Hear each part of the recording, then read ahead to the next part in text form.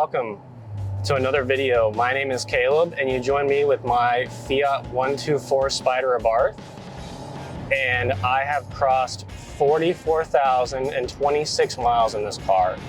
And I know I did a review of this car probably almost 2 years ago, but that was back when it was only at like 20 something thousand miles, and I've done a lot since then. So I wanted to take it out for one last fun drive of the year.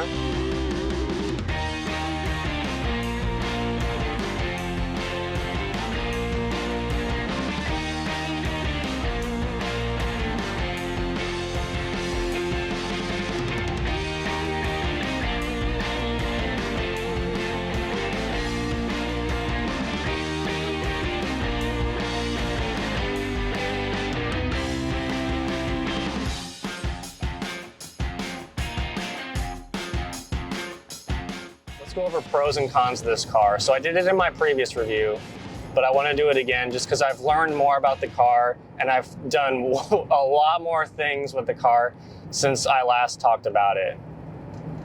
So pros of the car. So first off, of course, the styling. I love the styling of this car. It's an absolutely beautiful design.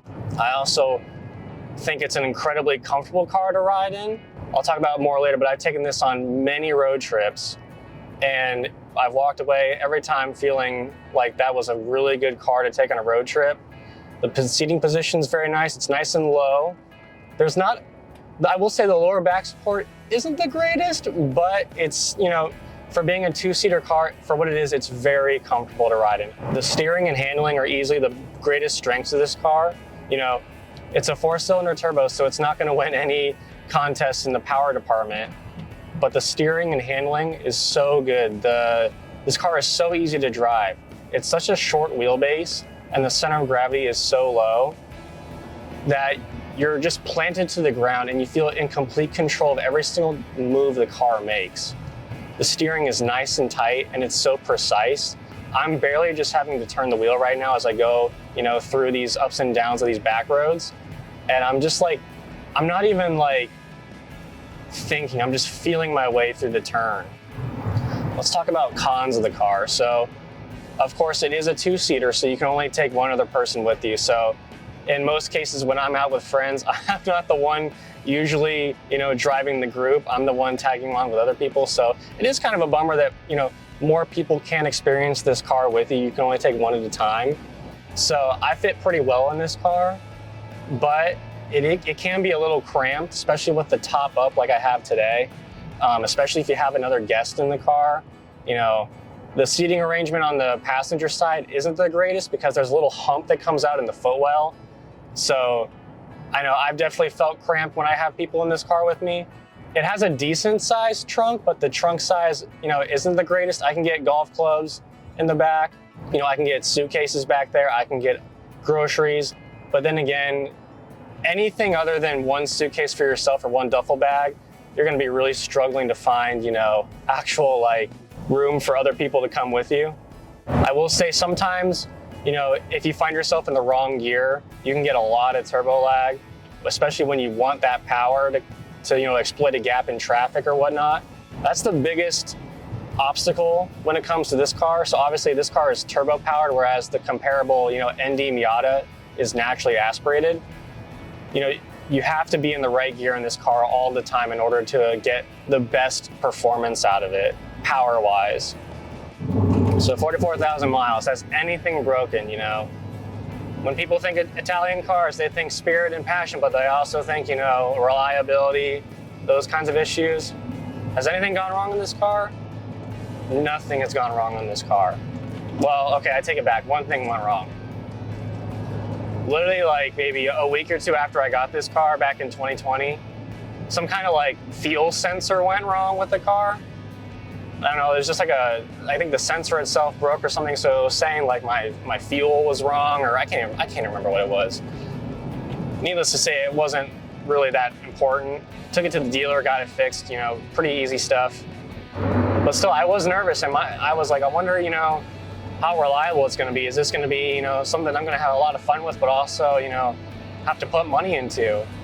And I literally haven't had to do anything except rotate tires and change the oil and fix that one sensor. Coming up soon, I am going to be buying a new set of tires for this car, and I'm gonna be changing the brakes. It's a comfortable car to ride in, but especially on a back road like this, you do feel some of the bumps and undulations in the road, which I personally like. I was recently in a C8 Corvette that my friend owns, and he graciously let me drive it for a little bit. And that car was so cool to drive because it literally feels like you're in a spaceship.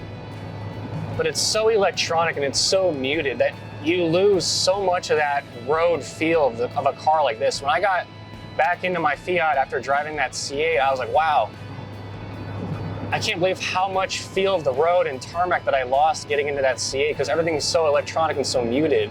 You lose so much steering feel and so much undulation in the road. I missed losing that sense of like being connected to the road. I felt like I was just gliding on the road. In a car like this, you just feel everything. And once you go away from it, it's hard to, drive a car without that feeling because you miss it. You get so used to it. This car just thrives on the back roads. It's what it's made for. Oh yeah, look at this. Let's get into the twists and turns, baby.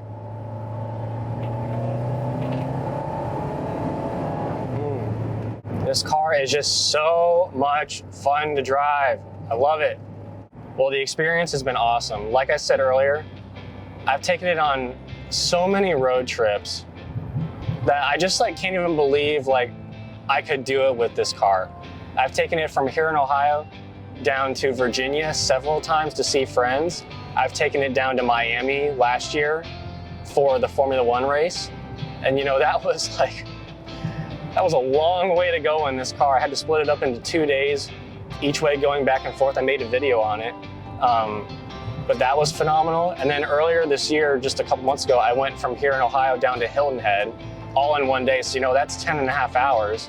In the car on those road trips, whether it be 7 hours down to Virginia or, 10 and a half, 11 to Hilton Head, or even multiple days going from here to Miami, has been completely amazing to drive. It's been reliable, nothing has gone wrong. And I got the sense when I got out of the car at the end of those road trips, when I drove to Hilton Head, that was 800, 900 miles. I got the sense that when I got out of the car, while I myself was tired and I was a little sore, this car is comfortable, but being in the car for 10 and a half, 11 hours will make anyone sore, no matter what you're riding in. I got the sense that this car could have kept going for 400 more miles at least, or even more after that. It just could have kept going. It wasn't tired at all. It was like, come on, let's do more. I want to keep going.